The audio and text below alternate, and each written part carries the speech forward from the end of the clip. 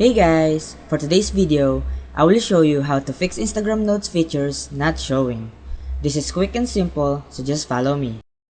The first thing you need to do is open your Instagram app now.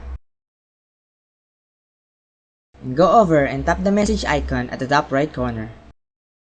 And as you can see, my note feature is available in my Instagram app. But if you don't find your notes feature available on your phone, I'll show you how it is done. So close your Instagram app and go to your App Store for iOS and Play Store for your Android. Now, when you are here, go search Instagram. And you will see that when you don't have the note feature on your Instagram, because maybe your app's still not updated so the feature is not showing. So tap on Update Instagram to install all the latest features. Wait for a few seconds to load up.